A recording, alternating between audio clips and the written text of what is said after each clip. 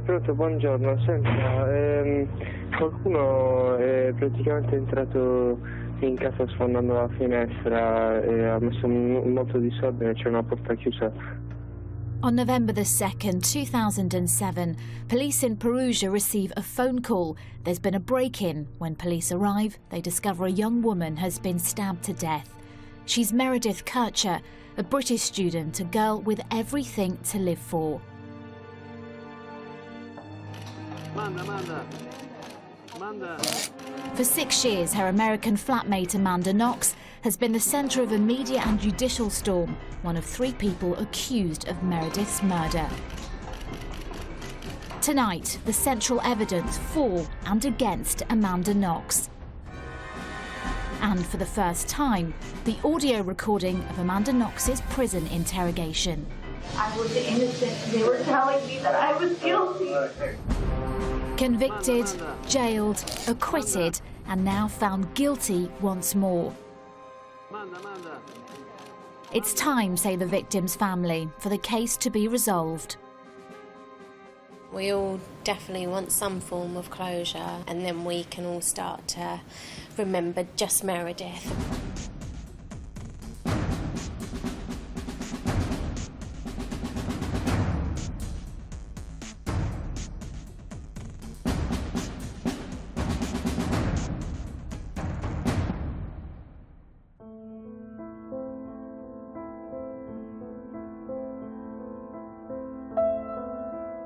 Meredith Kircher grew up in Croydon, South London. In August 2007, a new university year is about to start. Meredith, now 21, prepares to leave for the ancient and beautiful hilltop city of Perugia, Italy.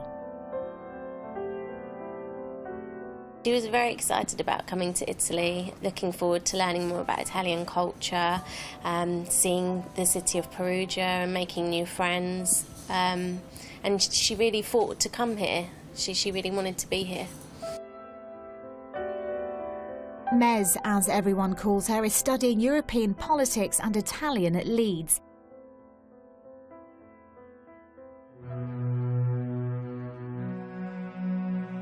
Now she has an exchange year in Italy, a country she's been in love with since a school trip. But saying goodbye to her sister Stephanie isn't easy. We were just talking on the sofa and having a little cuddle goodbye, and then I just remember her suddenly crying and saying that she was going to be sad to go, but she was excited to come, and I remember being quite taken aback, so I thought, don't make me sad, I'll miss you, but you'll go and have fun. She leaves on September the 1st and quickly afterwards moves into the upstairs flat of this cottage, with 3 housemaids, 2 young Italian trainee lawyers and a student on exchange from the United States, 20-year-old Amanda Knox. Amanda has travelled almost 6,000 miles from Seattle on the northwest coast to study Italian in Perugia. Photogenic, outgoing and describing herself as quirky, Amanda Knox loves the Beatles and Harry Potter. She's been studying at university and has worked 3 jobs to pay for her Italian adventure. She's very different from the quiet and studious Meredith. While housemates, there's said to be tension over Amanda's supposedly casual attitude to sex, money and housework. Within weeks, Amanda Knox lands a job in Perugia, working as a waitress at Le Chic, a pub owned by a popular musician from the Congo, Patrick Lumumba. She gave me the impression of a good person. If she wasn't a good person, she wouldn't have worked here. That doesn't mean that her relationship with clients pleased me, because she often talked to the clients, and I had to tell her to get back to work.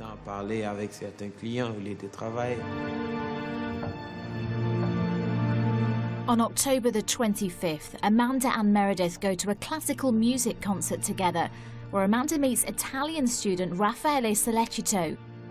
He looks like her favourite Harry Potter, and the two begin a whirlwind romance. Described by friends as intelligent and sensitive, the handsome Raffaele has come to Perugia to study information technology. A week later, October the 31st, it's Halloween, and in Perugia, like every other university town, it's party time. It's one of Meredith's favourite nights out, and she's dressed as a vampire. These will turn out to be among the last photographs of her alive. Happy, full of life, and completely at home with her new friends. What happened on the night of November the 1st, 2007 has been the subject of 2 trials, 3 appeals, and 2 Supreme Court judgments. The story has more twists and turns than the medieval streets of Perugia. The story starts at 9 o'clock in the morning on the 2nd of November, when a local woman finds 2 mobile phones in her garden. She takes them to the postal police, which handles crimes involving communication devices. They quickly discover one of the phones is registered to Via della Pergola 7, a small cottage just 500 metres away. When police arrive here, they see 2 students in the driveway. Amanda Knox and Raffaele Sollecito. They tell the police the front door is open and one room has been ransacked. Police go into the house. One bedroom's a mess. Clothes are all over the floor and a large rock is lying near the window. Shortly after the postal police arrive, at 12:51, Raffaele Sollecito calls the elite police force, the Carabinieri. He doesn't mention that the postal police are already there and says nothing's been stolen. Details prosecutors would later claim are significant.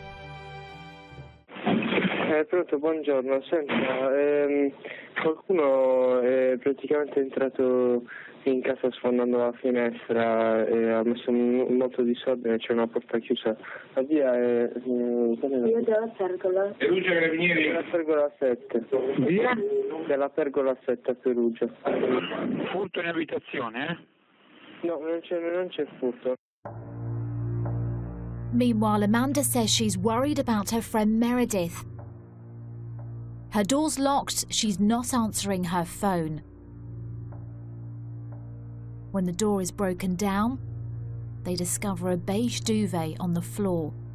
Beneath it, the battered and bloody body of Meredith Kircher. Prosecutor Giuliano Menini arrives just after 2 p.m. He finds Meredith is partially naked. Her bra's been cut off and her t-shirt rolled up above her breasts. It looks like a sexual assault. When you start an investigation, you don't know what happened. You have to slowly reconstruct the situation. Forensics teams work inside and outside the cottage. Right away, they think it's a staged break-in. Glass shards are on top rather than underneath the scattered clothes. The large rock seems too heavy to be thrown from the ground to the first floor window and too big to go through the small crack between the shutters. A handbag, jewellery case, camera and laptop computer are lying in full view. There's a line of bloody shoe prints from Meredith's room to the front door. And in the bathroom, a bloody bare footprint is on the bath mat.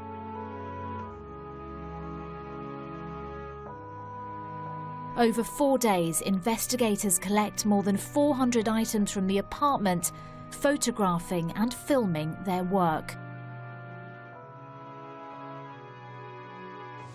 When police bag Meredith's bra for evidence, they notice something is missing.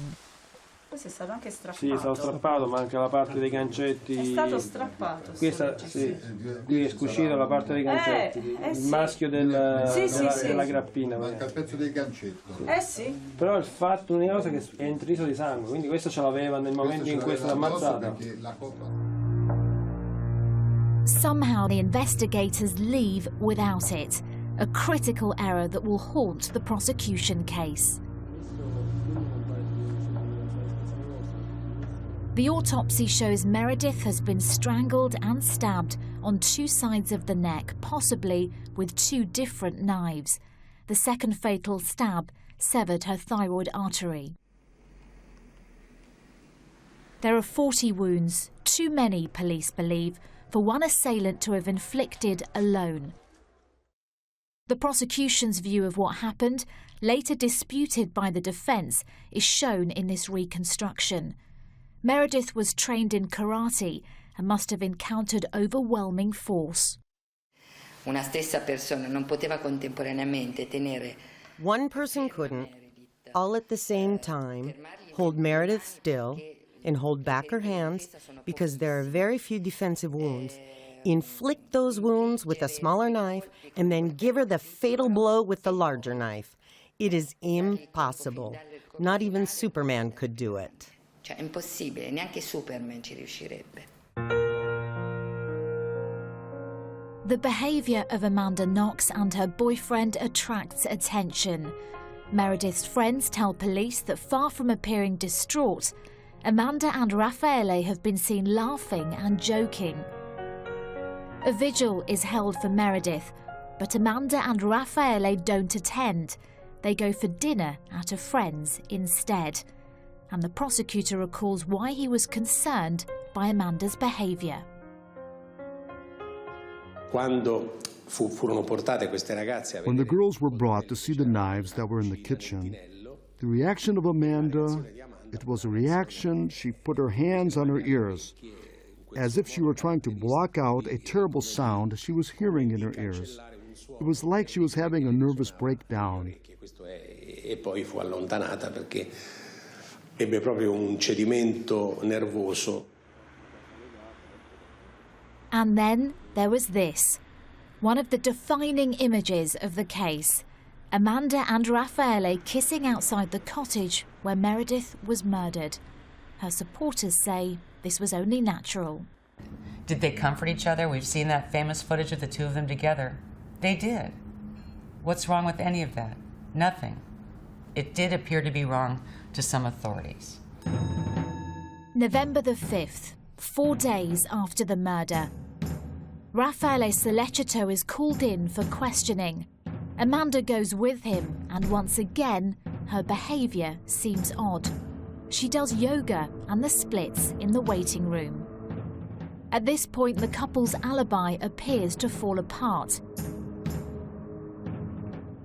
Amanda had told police she'd spent the night of the murder at Raffaele's apartment. They cooked, watched a film, made love, smoked marijuana, and went to bed. But separately, Raffaele's story begins to change.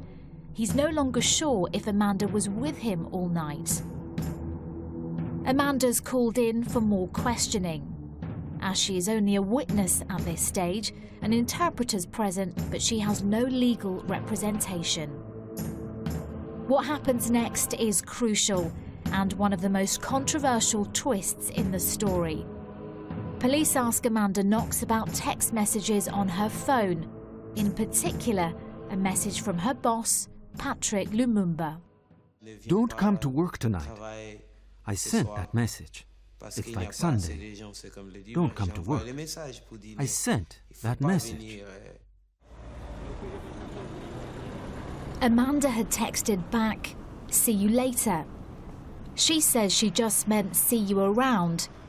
But police now want to know, had Amanda arranged to meet Lumumba later that evening and taken him to her house? At 1:45 in the morning, Amanda breaks down. She says she had entered the house with him because he was attracted to Meredith and wanted to be with Meredith, and she stayed in the kitchen and heard Meredith's screams, and he was the assassin. That's what she said.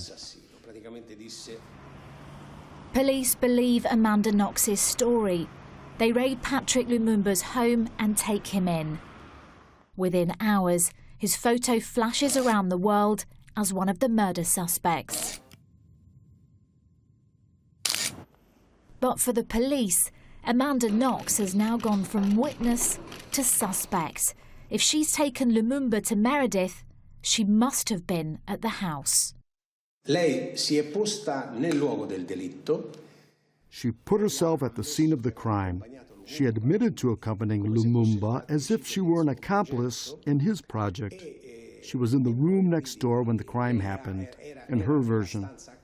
This fact pushed the police to suspend the audition in order to protect her rights. Ha spinto la polizia per ragioni di garanzia a sospendere l'audizione. November the 6th, 2007.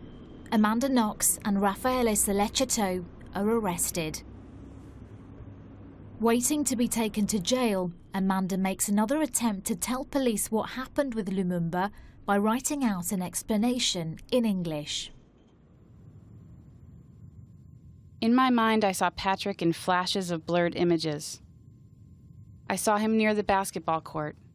I saw him at my front door.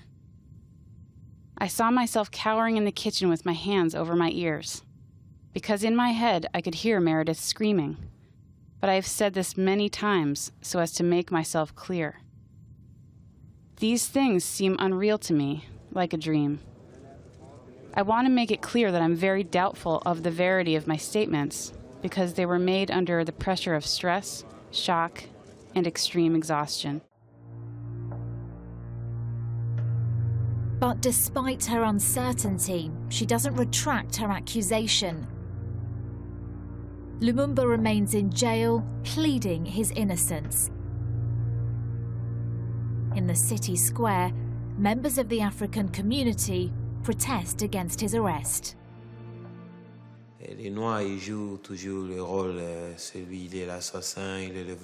black man is always the thief and the assassin. She wanted them to believe what she was saying. It was just because I was black. She was looking for someone in society who was credible.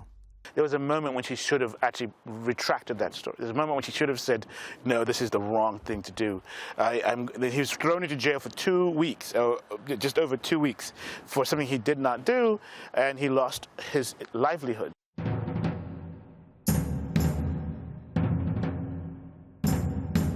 At this point, another African immigrant enters the story. 20-year-old Rudy Guede from the Ivory Coast is living in Perugia. Detectives find his bloody thumbprint on a pillowcase that was underneath Meredith's dead body. Because he's an immigrant, they have his prints on file. Police raid his tiny bedsit apartment and test his toothbrush for DNA. It matches traces found on Meredith's bra strap, on her body, and on the left sleeve of her pale blue sweatshirt. Rudy Guede has fled the country. He's arrested in Germany. Perugia attorney Walter Biscotti volunteers to defend him. I met this young man in this prison in Schiffenstadt, Germany, and he seemed to me like a guy who was scared, someone who was in the middle of a story that was bigger than him. He was surprised to see a lawyer who arrived from Italy for him.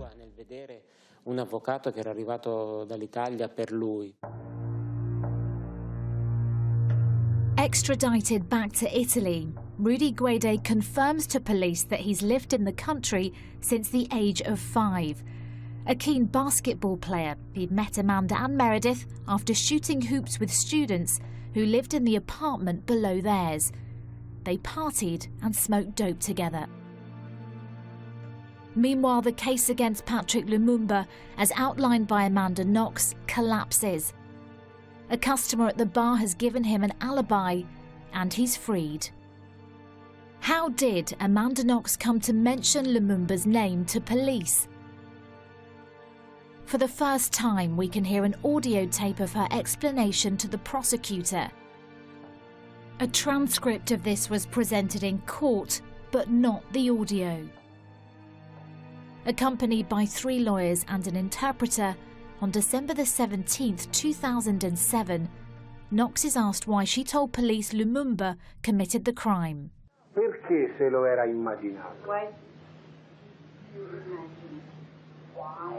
I was stressed, I was scared, it was after long hours, it was in the middle of the night, I was innocent, and they were telling me that I was guilty. Che cosa le diceva la polizia? What did police tell you? The police were telling me that we know you're at our house, we know that you left the house, and was the moment before I said Patrick's name, someone was showing me the message that I was sent on the phone. Che cosa c'è di più normale che insistere? La polizia fa la sua parte. I couldn't understand why they were telling me that I was lying. They kept telling me that I was lying. Ma perché poi prima ci ha detto potrebbe essere vero. It means that in that moment that I had said Patrick's name, I thought it could have been true. So what's the extent of the police evidence at this point? It includes a knife found at Raffaele Sollecito's apartment they believe could be the murder weapon. But they need more, so return to the crime scene. 46 days after the murder, they find Meredith's bra clasp under a mat. Using rubber gloves, they pick it up and inspect it. It will become the most controversial piece of evidence in the investigation. The defense will claim the delay in collecting it could have resulted in contamination. Investigators also, for the first time, use luminol, a chemical that highlights invisible bloodstains.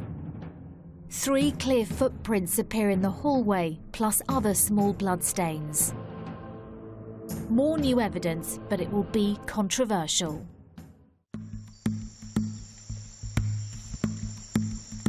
In Seattle, the campaign to prove Amanda is innocent is underway. Her family turned to a crisis communications firm and a group called Friends of Amanda. It was just this kind of small group of people that were called the Americans in our offense. I think there was one quote that the Americans would send in the Marines to get Amanda Knox. The campaign helps recast Amanda as a victim, a young American girl being railroaded into an injustice far away from home. I love Italy, I've been to Italy, and I have great respect for the courts. I do think we have a rogue prosecutor. In Italy, if you speak against the prosecution, you can be prosecuted. So nobody can speak. And it's a perfect storm of a potentially very unfair prosecution. The prosecutor denies this accusation and believes he personally has become the focus for criticism of the prosecution case. I don't know why, but I was the lightning rod in this case. It was a personal attack.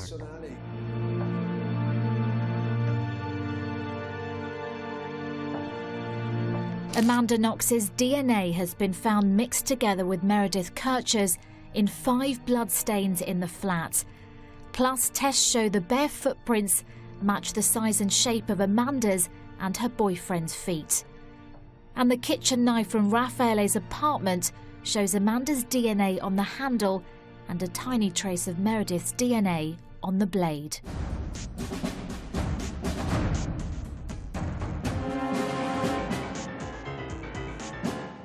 The clock spins forward almost 1 year to September 2008. Amanda Knox, Raffaele Sollecito and Rudy Guede appear before a judge in Perugia. With so much publicity now surrounding Knox, Guede opts to be tried quickly and separately. I was convinced that if he had been tried with the others, that with all the international media clamor and the international pressure there would have been surrounding this trial, they would have dumped all the blame on Rudy. So you have to see the role that money plays, even be it the USA or even here, in your situation as a citizen or as a person, as a suspect, right? You're not. The justice system is not fair, no matter where you are, because money is going to play a role. The prosecution's case is a tabloid editor's dream. They say Amanda Knox, Raffaele Sollecito and Rudy Guede killed Meredith Kircher in a sex game gone wrong. Guede denies this and pleads not guilty. His defense is that he wasn't in the room when Meredith was murdered, he was in the bathroom. Meredith had invited him over, he said. When he got there, Meredith was furious because money was missing and she was blaming Amanda. He says he comforted Meredith and things got physical, but they didn't have full sex. He went to the toilet, then says he heard Amanda enter the apartment. Lui ha sentito la voce di Amanda. He heard Amanda's voice as she came in.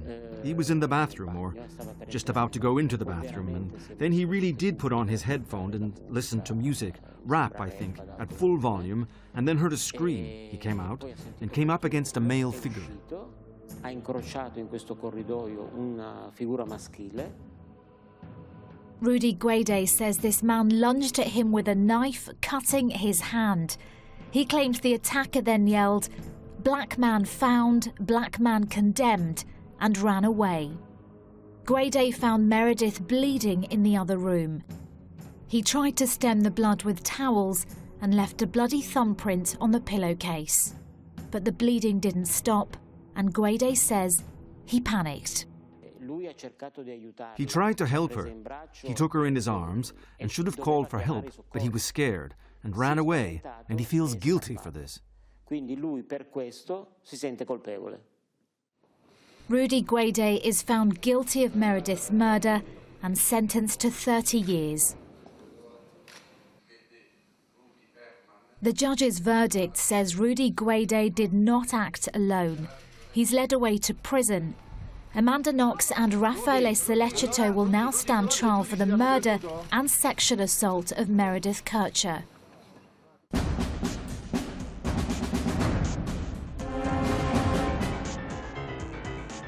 January the 16th, 2009. The trial begins.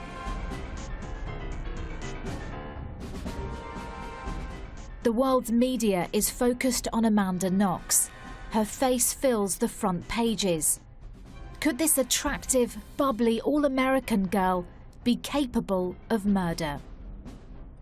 As they did at Rudy Guede's trial, the prosecution again suggests the murder was the result of a sex game gone wrong. Again, this is strongly denied. Amanda and Raffaele claim they weren't in the house that night.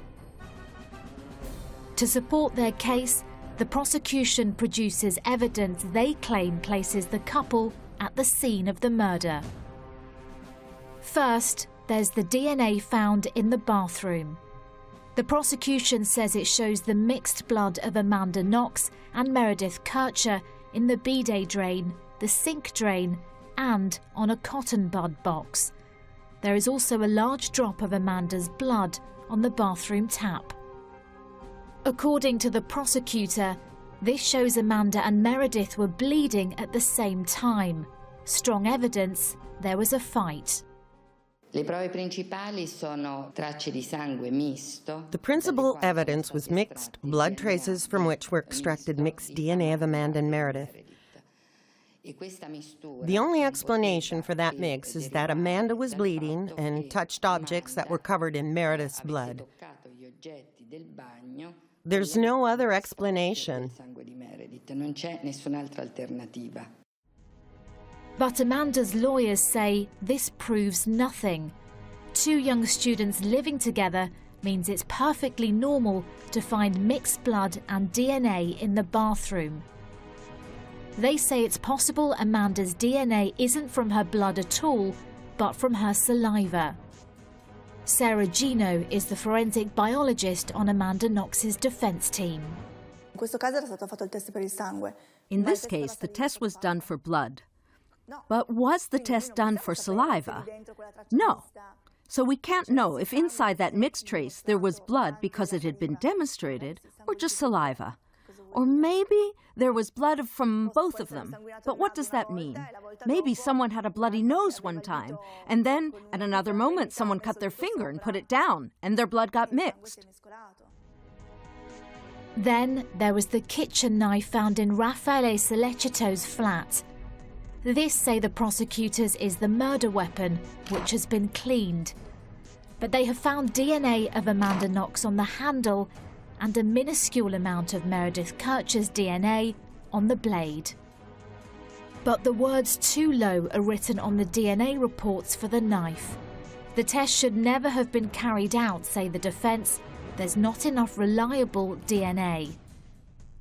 When questioned by journalists, the prosecution stands by its forensic evidence. It is not too little. The genetic profile is low, but it is absolutely reliable. In fact, we were able to get it, which means there is no uncertainty about the attribution of that profile to the victim. More DNA evidence is presented, this time on Meredith's bra clasp. Police say Raffaele Sollecito's DNA is on one of the hooks. This is the only evidence placing him in her bedroom. There is no DNA evidence that puts Amanda in the room.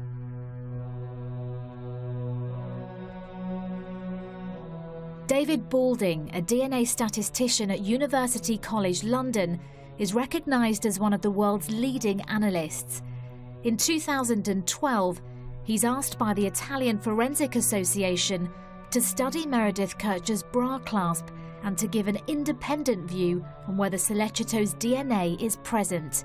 His findings are not part of the court case. When you just look at the evidence by eye, you can see very strongly all of Raffaele Sollecito's DNA types are there, and that can't be explained by any kind of just environmental contamination. And I calculate how likely is the evidence under the prosecution assertion that DNA is there from Raffaele Sollecito, and again how likely it is without him being present, and the former is much greater than the latter. So that's when I say that's extremely strong evidence. But forensic experts representing the defence remain adamant that the bra clasp had been contaminated and is unreliable. As far as the bra clasp is concerned, what happened? This bra clasp was collected 46 days after the first crime scene inspection, and a mixture of biological material was found. There was a profile attributable to the victim, which is normal, and other material that was attributable to Raffaele Sollecito. There were other traces, but they were not attributed to anyone. But of course, the history of that bra clasp is a bit unusual because it lay in the room for many days without being collected, and so people are worried about the possibility of contamination arising from that. I can't say anything directly because I wasn't there and I don't know the circumstances about the risk of contamination, but what I can say is that contamination of DNA from passers-by is not an issue. I've taken that into account in the chance of it matching Sollecito's DNA is extremely unlikely. The defence also uses the crime scene video to question the DNA evidence presented by the prosecution. I have looked at the crime scene. The videos, bloody shoe prints, cleaned up, not saved. A bra strap collected weeks and weeks and weeks after the initial collection that now supposedly connects Amanda, Raffaele, and Meredith. But the prosecution keeps producing evidence they say connects Amanda Knox and Raffaele Sollecito to the crime scene. Amanda's footprints, which were revealed by the luminol, showed DNA attributed to Meredith, which means Amanda was walking in bare feet, covered in blood. They argue this is proof the couple came back during the night to clean up and stage the break-in, leaving blood-stained footprints in the bathroom and corridor. The defence says there is no proof the prints actually were bloodstains. The luminol may have revealed another substance such as bleach. The prosecution also presents evidence to challenge the couple's story of what they did that night and the next morning. They show Raffaele's cell phone was turned on at 6:02 a.m, despite the couple's claim they slept until 10. Then there's the telephone call to the Carabinieri, when Sollecito knew nothing had been stolen and failed to mention the postal police were at the scene. They also question Raffaele Solecito's changing alibi and present eyewitnesses who contradict Knox and Solecito's stories. In court, the prosecution accuses Amanda Knox of being the leader of a sexual attack on Meredith. They say this was payback for Meredith's disapproval of Amanda's lifestyle. The erotic game was always part of the case. I think that night, Amanda wanted to make Meredith pay for judging her, which she found offensive. Meredith un giudizio che lei avvertiva come offensivo nei suoi confronti. Girl from Seattle that worked 3 jobs to get to Italy to study abroad, an honor student from Seattle Prep, doesn't overnight, in my experience, turn into a depraved murderess. Overnight. The court's claims make difficult hearing for the Knox family. Obviously, listening to those types of things were, is horrible. And I mean, it was an all-out attack on her character by individuals that have no idea who she truly is as a person. One of the things that we have tried to do this entire time is obviously support Amanda by always having somebody over here, somebody to visit her and stuff like that. And we have to stay strong in order for her to stay strong. June the 12th, 2009. Amanda Knox spends 2 days on the stand telling her version of the story. Millions worldwide watch her explanation of why she put the pub owner, Patrick Lumumba, in the frame. They told me that I was trying to protect someone. Mi è stato detto che stavo cercando di proteggere qualcuno. But I wasn't trying to protect anyone. Ma non stavo proteggendo nessuno. And they continued to put so much emphasis e continuavano a mettere così tanta enfasi on this message that I had received from Patrick. Sul messaggio che avevo ricevuto da Patrick. And so e quindi I almost was convinced that I had ero convinta che l'avevo incontrato. Her case is this. She was at Raffaele's house when the murder happened, watching a movie and reading her emails. She can't prove it because 2 of their 3 computers were damaged when police tried to search the hard drives. Throughout the year-long trial, Meredith's family fly in from London to testify and witness the key hearings. They try to keep the focus on Meredith and their quest for justice.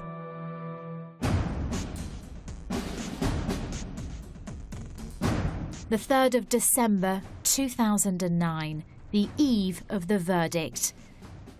Amanda's family arrives to hear her plea for freedom. She knows that she's innocent and has had nothing to do with this, and we're just very hopeful that the court will see and be able to see that in the evidence that's been presented. Amanda is now almost fluent in Italian. Io non sono calma.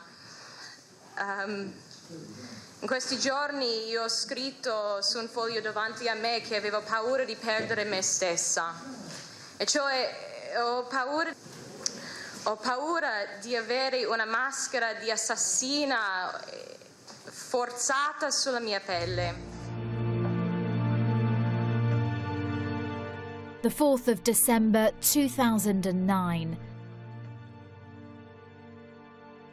323 days since the trial started. The verdict is broadcast around the world. Dichiara Knox, Amanda, Marie e Sollecito Raffaele colpevoli dei reati loro ascritti. Guilty of murder. 25 years for Raffaele Solecito and 26 for Amanda Knox. The extra year for slandering Patrick Lumumba. The Kircher's Italian lawyer is satisfied. Gli alibi falliti. The failed alibis. The behavior of Solecito and Knox. Knox's statements. The slander of Patrick Lumumba. These are all elements that once put together, allowed the determination of guilt. A questi una dichiarazione di colpevolezza. But Knox's family are angry. They keep tight-lipped as they leave the courtroom. Push back. Push back. Chris! Stop! And when they return to Seattle, they immediately start preparing her appeal. There's not one piece of physical evidence to link this girl to this crime. They draft legal, forensic, media and political support from the US and Italy to strengthen the defence team. November the 24th, 2010. It takes a year to get to the appeal. By now, Knox and Sollecito have been in jail for 3 years. This time there's a new judge and a new prosecutor, Giancarlo Costaiola.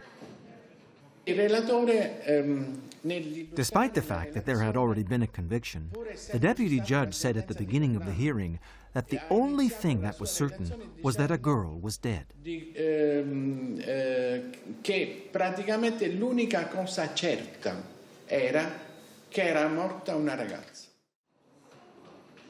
Amanda Knox and Raffaele Sollecito's defence teams decide to focus on Rudy Guede. They call prison inmates, convicted criminals, to testify that Guede has confessed to them in prison. June the 27th, 2011. Rudy Guede takes the stand. By now, after an appeal, his sentence has been cut from 30 to 16 years. He denies he made a jailhouse confession and is asked about a letter he has written claiming Amanda Knox and Raffaele Sollecito killed Meredith. Che è stato un orribile assassino di una splenda meravigliosa ragazza, qual era Meredith, da parte di Raffaele Sollecito e Amanda Knox. Che cosa vuol dire esattamente? Lei non mi aveva mai detto questo? Allora, io questa, esplicitamente in questa maniera non l'ho mai detto, però l'ho sempre... Ma perché l'ha scritto? L'ho scritto perché era un pensiero che è sempre stato dentro di me. Ma quello non è vero. No, è verissimo. The key focus of the appeal is on the DNA. Knox and Kircher's DNA on the knife, Sollecito's on the bra clasp. Is it enough to place the defendants at the crime scene or not?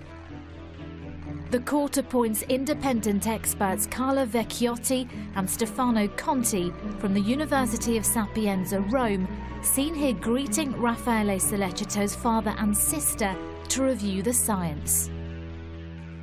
Their report is scathing about prosecution forensic methods. They cite US manuals and standards, highlighting errors made when the evidence was collected. They do find a new trace of DNA on the knife from Sollecito's kitchen that hasn't been tested. However, they argue it's too small to be of use. This report helps the judge focus his decision on whether there is reasonable doubt about the DNA samples. For Meredith's mother and the rest of her family, the hearings are agonising. Everything that Meredith must have felt that night, everything she went through, the fear and the terror and not knowing why. And she didn't deserve that. No one deserves that. October the 3rd, 2011.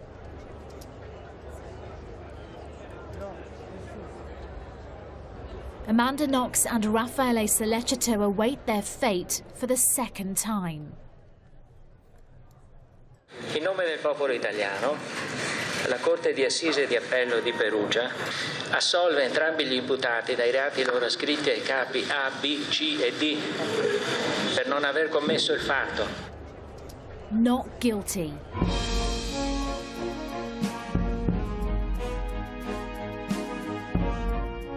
There's sufficient reasonable doubt for Amanda Knox and Raffaele Sollecito to be released immediately.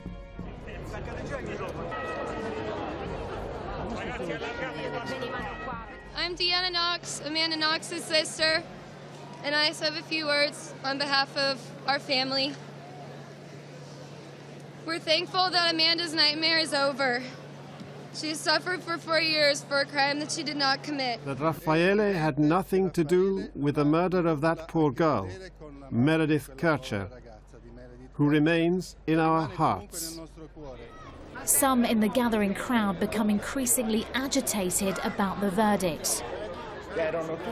There were people out on the stairs in front of the courthouse, and for a long time they yelled, "Shame on you."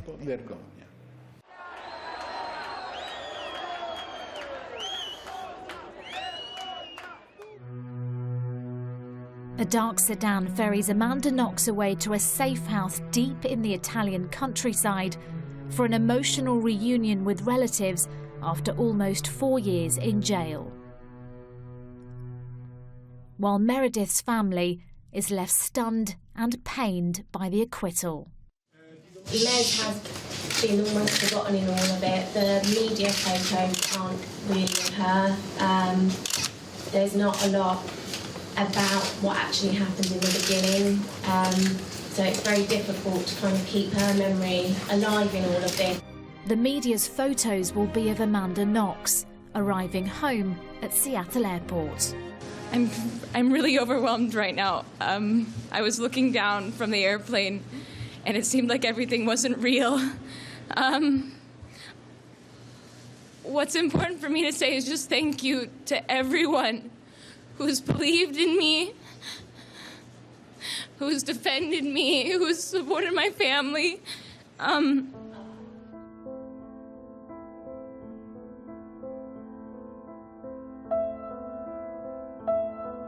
Amanda finds a home in Seattle's International District and returns to the University of Washington to study creative writing. She starts writing a book about her experience, reportedly receiving a $4 million advance, although claims that all of the money goes on legal expenses. Back in Italy, Rudy Guede is still in prison, where he's been beaten up by inmates. He has begun studying to build himself a future and will soon be eligible for parole. His lawyer claims that Rudy Guede has been made a scapegoat. I am convinced Rudy is innocent. Rudy was lynched by the others, by the media.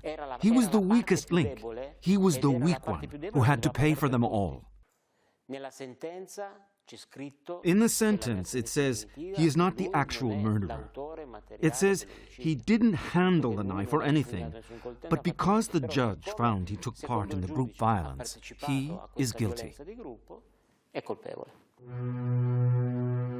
For a while, this seems like the end of the story, but fate, or the Italian justice system, has another twist in store.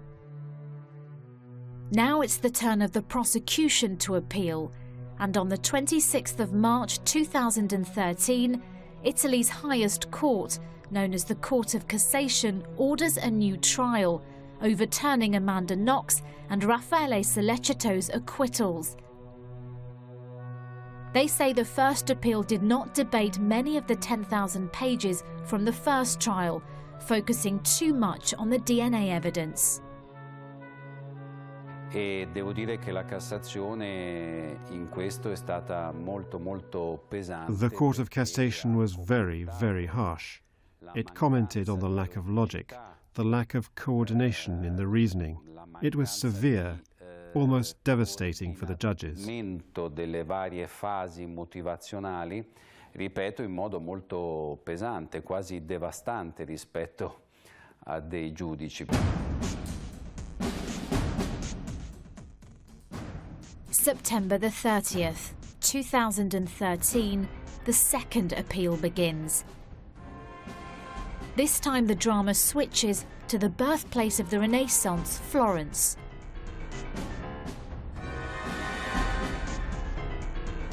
Amanda Knox isn't in the courtroom. She refuses to travel from America and defends her decision on television. Only Raffaele Sollecito is present in court. He makes a plea to the judge and jury. Io vi chiedo umilmente di poter guardare la realtà di tutta questa vicenda e di considerare il grosso sbaglio che è stato fatto. Unlike in the appeals court, this judge orders a police forensics lab in Rome to test the new trace of DNA found on the kitchen knife. It's a minuscule amount from where the blade meets the handle. The new test finds that the DNA matches Amanda Knox. Prosecutors say it further proves her involvement in the murder, but the defence says the most likely explanation is that Amanda used the knife when staying at Raffaele's apartment.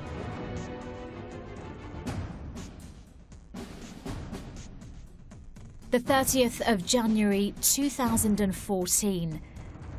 6 years and 2 months after Meredith Kercher's murder. The second appeal of Amanda Knox and Raffaele Sollecito is coming to a close, the judgment watched by the world. Sollecito doesn't wait to hear the verdict, speeding off in a taxi. Shortly after 9:30 p.m. local time, after deliberating for more than 12 hours, the judge and jury enter the hall. A nome del popolo italiano, la Corte d'Assise d'Appello di Firenze, nel procedimento penale contro Knox Amanda Marie, Sollecito Raffaele, ridetermina la pena inflitta a Knox Amanda Marie complessivamente in anni 28 e mesi 6 di reclusione. Conferma nel resto l'impugnata sentenza. This time an even longer sentence. 28 years and 6 months for Amanda Knox, 25 years for Raffaele Sollecito. The lawyers give their verdict. Il processo è mediatico, ogni cosa viene amplificata, questi ragazzi sono stati portati in carcere 4 giorni dopo il ritrovamento del corpo, sono i primi imputati e non ci si è staccati da quell'immagine. Se è stato un processo mediatico non è certo grazie alla famiglia Kercher, che è sempre stata nel silenzio assoluto, quindi se di mediatico si parla evidentemente bisogna ricercare poi nel comportamento degli imputati e di tutto il loro entourage. In court, the victim of Amanda Knox's original slander, Patrick Lumumba, is relieved. He's been awarded €40,000 compensation. La vita è cambiato molto, ma quando si ottiene la giustizia come stasera si dà più una buona coraggio per ricominciare. Raffaele Sollecito has disappeared, but the next day police find him near the Austrian border. His lawyers say he wasn't trying to flee the country. He's expected to remain free until his final appeal.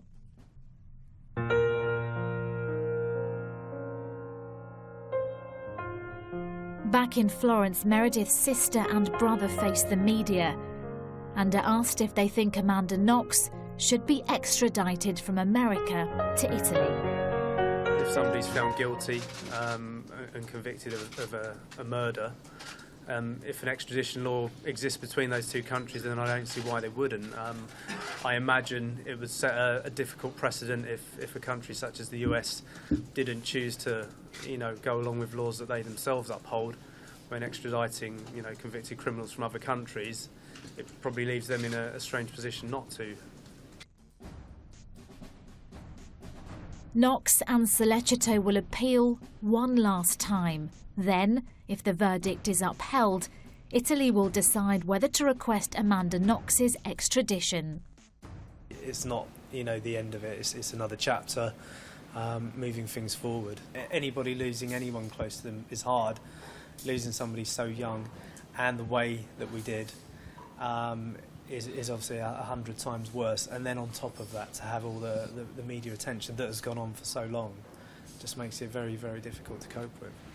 Even if the guilty verdicts are upheld on appeal, Amanda Knox has vowed to keep fighting to clear her name. After her conviction, she releases a written statement saying she is frightened and saddened by this unjust verdict, followed by this photograph which reads, "We are innocent."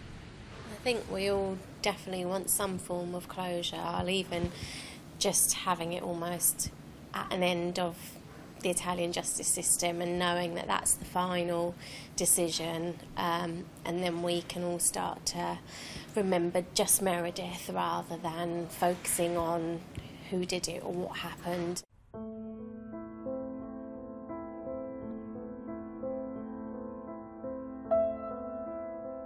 Six years have passed since the death of Meredith Kircher.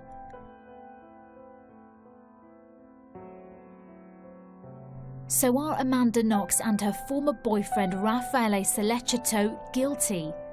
On January the 30th, 2014, the Italian justice system said yes. But with another appeal in the pipeline, the hard reality for Meredith's family is that their ordeal is still not over.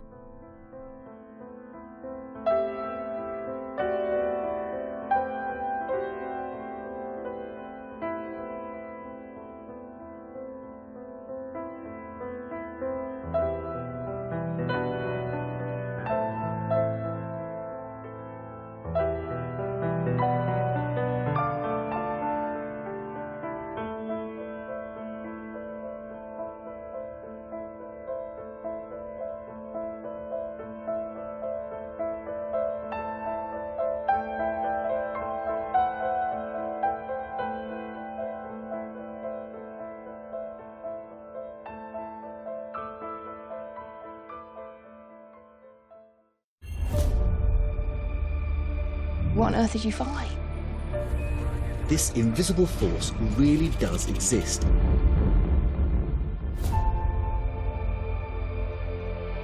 What could be more mysterious and exciting than looking for lost bits of the universe?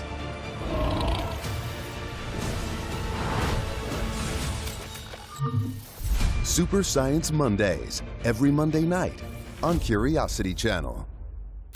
Curiosity Stream. And Curiosity Channel. From the founder of the Discovery Channel comes the premier destination for high-quality documentaries and more. The streaming service and television channel devoted to people who want to know more. Curiosity Stream and Curiosity Channel. Watch and wonder. The Bahamas, a place of legendary beauty, built over millennia on ancient ocean coral.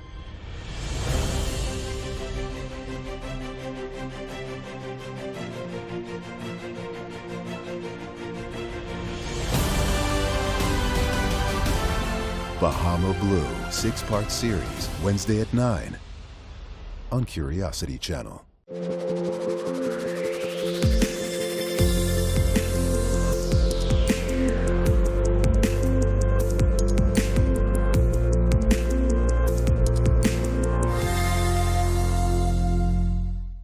And now a Curiosity Curious moment.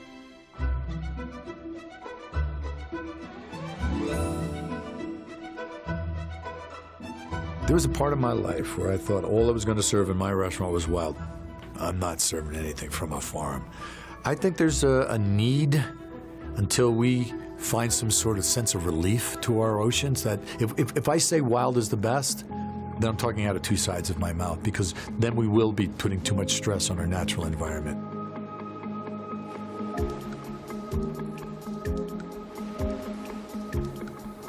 Today, as we sit here, we consume more than 50% of our fish protein come from farms. So, I'm on a new campaign of finding out which farms are doing it better and somehow giving them the recognition that they deserve for doing a better job to encourage the rest of the industry to do the same. So, I want to recognize that, celebrate it, and hopefully influence bigger companies to do the same. And I think then we're on our way towards food security in a tasty way.